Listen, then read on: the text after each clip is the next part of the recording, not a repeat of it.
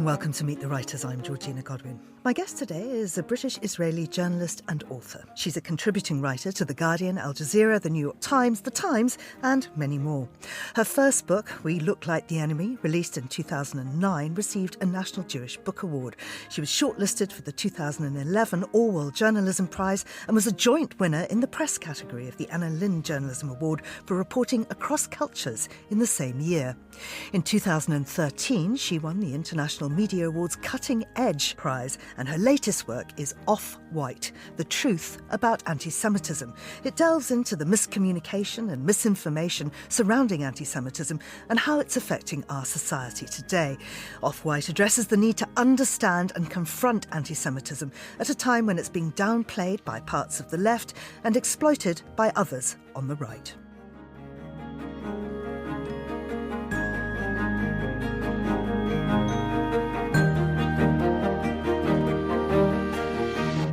Rachel Shabi, welcome to Meet the Writers. Hello, thanks so much for having me on. So it's great to have you here. I guess we were first introduced about 20 years ago. We see each other on and off in various places, and it's just wonderful to have you back looking exactly the same, I have to say. Oh, absolutely right back at you. Yeah, I haven't changed a bit. This book is extraordinary, and to really understand where you're coming from, I think it's important to get a sense of your life and your background in particular, because your parents are from Iraq. Yes, they are from Iraq. They reached adulthood in Iraq, and then they left to Israel in the early 50s in what was part of essentially a mass exodus from Iraq. And the same thing was going on in Jews from other Arab and Muslim countries. The creation of Israel, for various reasons which we can look at, unraveled the hyphenated identities of Arab Jew, Iraqi Jew, Moroccan Jew. Essentially competing nationalisms were disrupting those hyphenated identities. So my parents moved to Israel in the early 50s and then moved again because, falling to the bottom of the pile as migrants.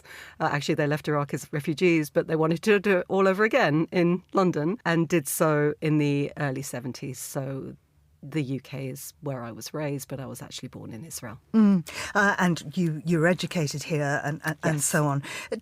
Was anti-Semitism a big part of your life growing up? It's really hard when we grew up in a small market town where there weren't, it was fairly monocultural. And it's quite hard when you have a hyphenated identity and you are migrants growing up in the UK during that period. If people have negative reactions, it's hard to know what that is about.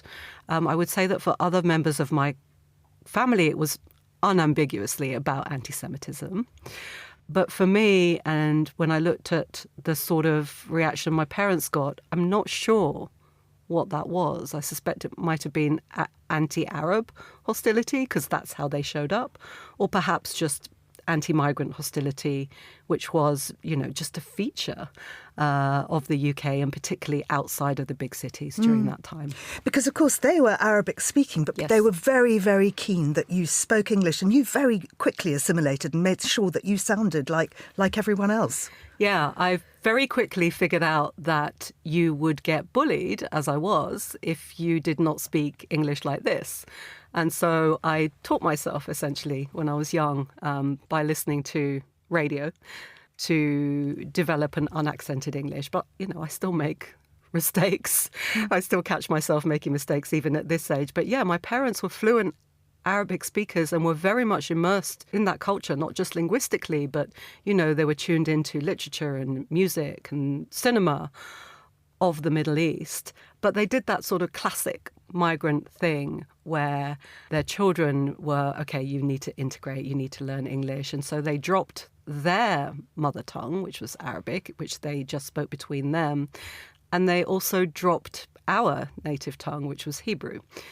So, yeah, I think that was quite typical of a lot of migrants of that generation, though. Well, let's talk about that change in status, moving from Iraq to Israel, but also how that plays into what you call the colour chart conundrum, black and white and off-white, of course, the title of the book. Just unpick that for us. Well, one of the things that I quickly realised when I was interviewing Jewish people for this book was that how contingent that category of whiteness is for so many Jewish people. Even people who look like me, essentially, white functioning, although, extended members of my family would absolutely not pass as white. There's a contingency around that, which is to do with the fact that despite having been absorbed into whiteness, Jewish people in the post-war period, where particularly in the US, but perhaps slower in Europe, but essentially all arriving at the same destination, which is integration into the category of whiteness. There's a contingency for Jewish people when they talk about that. Jewish people who show up as white, it's worth saying that a lot don't. We have black Jews, Jews of colour, all kinds of different categories of Jewish people. The ones who show up as white will say, yeah, we understand we're mostly not experiencing the structural racism that people of colour experience, with outcomes in health, education, the workplace, schools, being followed around by police or, security in supermarkets. At the same time, there's a contingency that I'd interview people and it was like, yes, we're white, but. And then there'd be some story of some discrimination that happened either in childhood or in the workplace or just the other week. And so it quickly became obvious that there's something unstable about Jewish people's perception of their own whiteness. And with that, the understanding that as a category, Jewish people were considered not white for longer than they were considered white. And the category of whiteness is essentially created by Christian Europeans who essentially racialized and demonized different categories of people at different times for different reasons. Following the waves of migration. But also the waves of, what do we need this racism for? In the case of anti-black racism, we need it to justify colonialism and slavery. In the case of anti-Jewish racism, we need to construct a conspiracy of power. We need to deflect power, create this buffer population upon whom we will elevate just enough so that we can blame them in times of crisis. So there's a different function, but it's always Christian Europeans that are categorizing people in that way, which I think is another reason why Jewish people don't necessarily see themselves as strictly cleaving to that category. I mean, you also talk about how America and Britain in particular have come up with this concept of Judeo-Christians and how that is a sort of founding principle of the nations and things. And you reject that. You say that being Jewish is much more aligned to Islam. Yeah, I mean, the Judeo-Christian heritage thing is primarily a political mechanism, and we saw it really start to be used politically in the US with Eisenhower in the post-World War period. And again, it's a way of bringing Jewish people into white Western nations, particularly after the horrors of the Holocaust. And since that time, you've heard various political leaders around the world, the British Tony Blair, the French Macron has said it. 2 German chancellors have talked about Germany being built on the foundations of Judeo-Christian traditions, which, in Germany is quite an eyebrow-raising statement to make, to say the least.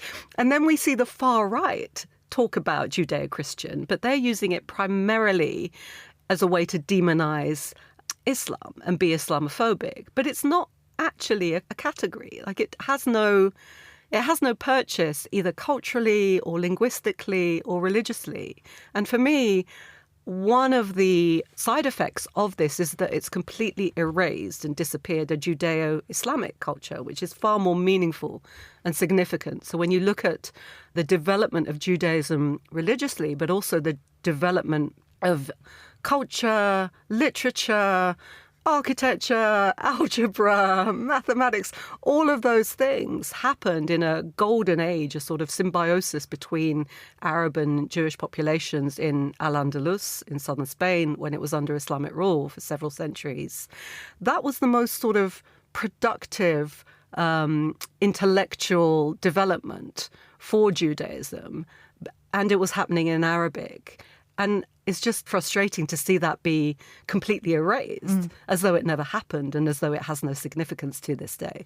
Now, a lot of people say that for a minority, Jews are in a privileged position and really shouldn't complain. Can you explain how that thinking works and what anti-Semitism actually means for us today?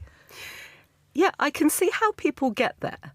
Okay, I can see why people get there for 2 reasons. First of all, as we were talking about, Jewish people in the post-war period were absorbed into whiteness, and there are caveats, but they are, generally speaking, pretty well integrated and established. And part of that, certainly in the US, happened by, governments affording Jewish minorities privileges that weren't afforded to other categories, primarily African Americans. And then, Jewish people being held up as a model minority of they've done well, why can't you? And it's like, well, because we weren't given the same, means to do so. Yeah. So there's that. But also it's just the case in the current political media conversation that anti-Semitism is spoken about more.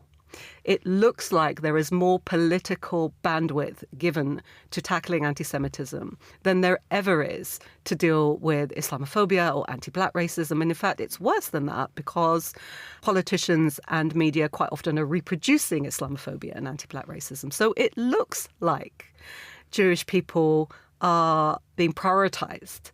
And so we have to ask ourselves, why has that happened? If anti-Semitism is essentially a conspiracy of power, then the idea Jews by definition would have to be privileged. And in fact, the far right use that privilege as a way of being anti-Semitic. They constantly think that Jewish people are a fifth column up to no good, primarily plotting to undermine white Western countries from within. And the reason they can do that is because they have privilege and are perceived as white. So that is a far-right framing of anti-Semitism. So we need to understand what we're saying when we're saying that Jewish people are privileged. I don't think anyone would object to you saying privilege in terms of, okay, well, you went to a good university and you have a nice house, right? But seeing a racialized minority for whom privilege has been a mechanism of prejudice as privileged is obviously going to be problematic. Now, you make no bones about the fact that you write this from a very left perspective. And this comes through in the book again and again and again, this talk about the shift of extreme groups, the far left, or even just the left, and the far right. If you could just explain how both sides are really weaponizing anti-Semitism.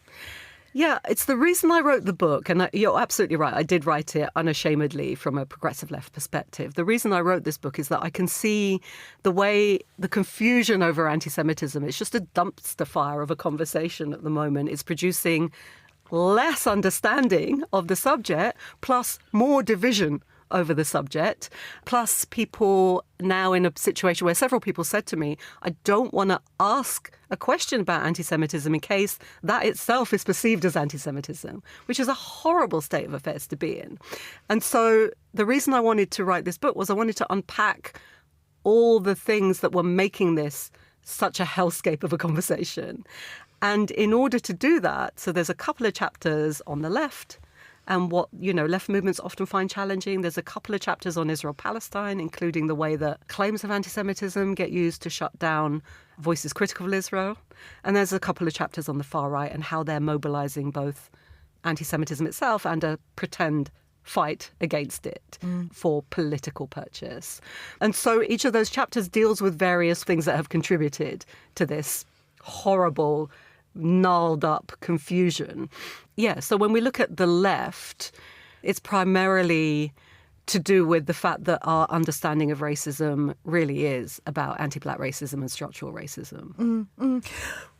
When we come to Israel, and certainly post-October the 7th, there is a huge range of feeling, and obviously people tend to equate Jews with Israel, and so if you disagree with what Israel is doing, that is giving you a right to be anti-Semitic, it would seem, in this day and age. I mean, I think it's really been so complicated by the reality that since the 70s and in an accelerated way since the 2000s, we have had Israel and Israeli, key politicians and key thinkers and think tanks and everything else essentially reconfigure anti-Semitism. So before the 70s, you'd have leading pioneers of what became Israel, people like Theodor Herzl, who's seen as one of the founding figures of Zionism. He would talk about the creation of Israel as being the solution to anti-Semitism. Once Jewish people are regular folk with their own regular state like regular people, anti-Semitism is going to disappear. From the mid-70s onward, that changes. So Israel says, actually, it hasn't disappeared. It's just morphed, it's mutated, and so it's transposed itself onto attacking collective Jews in the state of Israel. And ever since then, we've seen claims of anti-Semitism being used whenever someone legitimately and fairly tries to criticize Israeli serial violations, repression of Palestinians and military occupation since 1967, a system described by several human rights organizations, including Israeli ones, as apartheid, and now this war that genocide experts have described as genocide in Gaza. And we've seen that go into overdrive, where anybody trying to stop the slaughter in Gaza is being accused of anti-Semitism. And so one of the things that happens, unfortunately, is that people become confused over what anti-Semitism is. Of course, the byproduct is it silences free speech on Palestine, which is horrendous. It also makes people stop taking anti-Semitism seriously.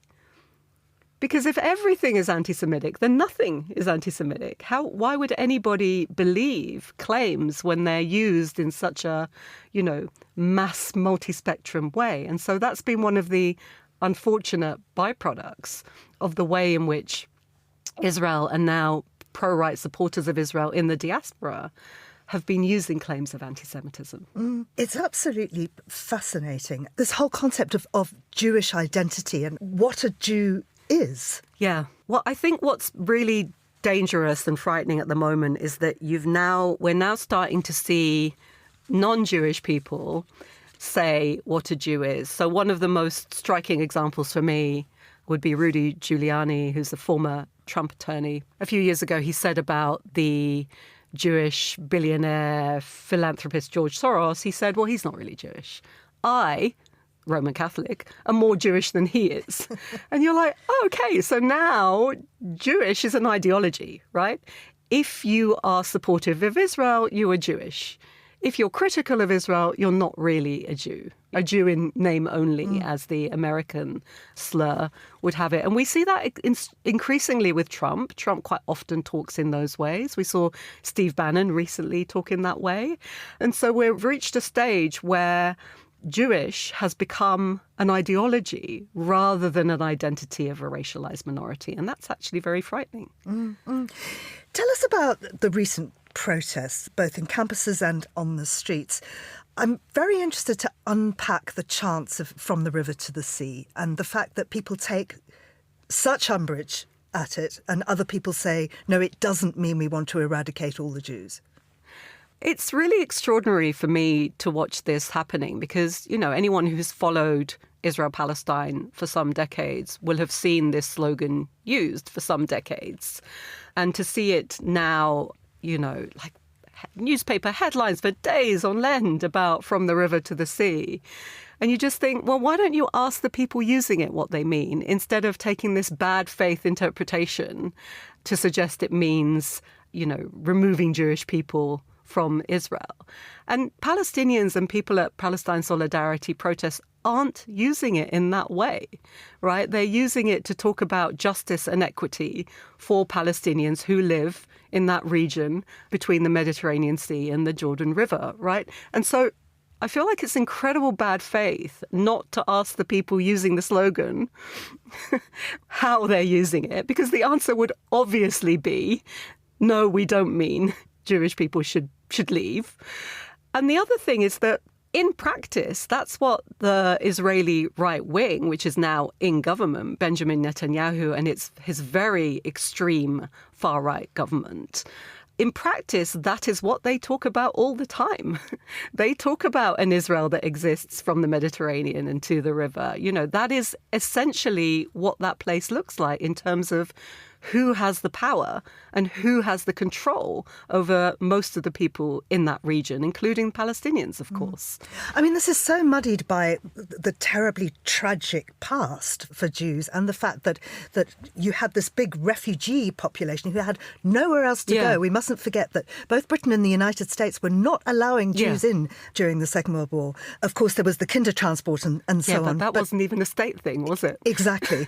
So you have these people who have been pursued across Europe, landing in Israel. For them, they are refugees. But of course, for the Palestinians, what they're seeing is a horde of incomers. It's a completely different perspective. Yeah, I think you've put so well exactly the dilemma in that region. And I think, quite often you see instances of the Palestine Solidarity left forgetting that bit of, it's just a reality that, especially after the Holocaust, Jewish people turned up in Palestine as the last available refuge. And you're absolutely right that all those years when Jewish people were trying to escape the Third Reich, both the UK and the US and most other countries closed their borders, right? And so that is the reality. And I think one of the problems that we have in the way people talk about it is that there are these completely parallel narratives that have equal weight. For Jewish people, it's a national project of creating a homeland for refugees who didn't have anywhere else to go. For Palestinians, it absolutely and unambiguously is a settler colonial project. That's what it looks like. That's how it was experienced in terms of, right from the beginning, dispossession, fleeing homes, violence, occupation, and it is ongoing. The settler colonialism is a process that continues to this day. So we have these two separate histories, both of which are true, and one of them does not justify the other. The creation of a Jewish homeland does not justify what happened to Palestinians in any way. You cannot justify what happened to Palestinians. However, you now have a homeland for Jewish people. You have a collective with the characteristics of a nationality that now reside in a state called Israel. And that is the reality that we're dealing with today. And you're absolutely right that, quite a few Palestinians talk about it in these terms where I think Raif Zreik, who's a Palestinian philosopher, talks about it in terms of, the Europeans see Jews fleeing and the Palestinians see Jews arriving as colonizers. And both those things are true. Yeah. And of course, this becomes a problem because Jews were given a homeland. When you look at people such as the Kurds, this problem doesn't exist because they have never been acknowledged in that way. But I think that that's one of the things that is worth, because quite often you hear people say, well, it's anti-Semitic to talk about whether Jewish people should have a homeland. And you think, well, is it though?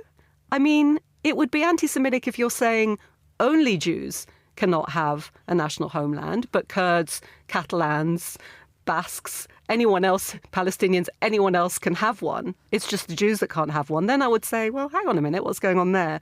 But that's not what's happening, right? I don't think people are being anti-nationalist inconsistently, right? So I think that's one of the other things that the left gets unreasonably accused of when it comes to Palestine. How does the left here in Britain, but also the Jewish population in Britain, how have they reacted to your ideas and to this book? Yeah, that's a really good question. Look, there's been a lot of interest in this book, which has been wonderful. A lot of people want to talk about it. A lot of people want to discuss the ideas in it, which, for someone who, what it's like, you go into a cave and write a book. It's wonderful to come out and actually discuss the content with people. I have had messages from a few people who are not Jewish and have said, I've learned a lot from this book. I've found it quite challenging, but I've still learned a lot from this book, which I just think, well, what more could you ask for as a writer? That's, such a wonderful response to something that, you spend a lot of time thinking about and trying to produce. I'm not going to ask you to solve the crisis in the Middle East, but I wonder what you think happens next and how best this situation could be resolved. It's a nightmare. It's an absolute nightmare. I look and despair, and the only thing that I can say is that we cannot allow ourselves that despair. We cannot allow ourselves to feel numb or to disconnect or disengage from caring about and talking about what's happening, primarily for Palestinians in Gaza. we can't allow ourselves that despair, because that would be to consign millions of people who live in that region to the consequences of our despair. So that's all I can think of. We have to just keep pushing. We have to keep talking about it and pressuring for a reality where there is just justice and equity and safety and freedom for all the people who live in that region, whether they're Palestinians or Israeli Jews. Rachel, thank you so much. This book, Off-White, The Truth About Antisemitism, is published by One World and it's out now. It's written by Rachel Shabi. You will find so many different ideas in here that are deeply, deeply fascinating and a lot of food for thought. So many thanks to you. You've been listening to Meet the Writers. Thanks also to the production team of Steph Chungu and Mariella Bevan. And you can download this show and previous episodes from our website or wherever you get your podcasts. I'm Georgina Godwin. Thank you for listening.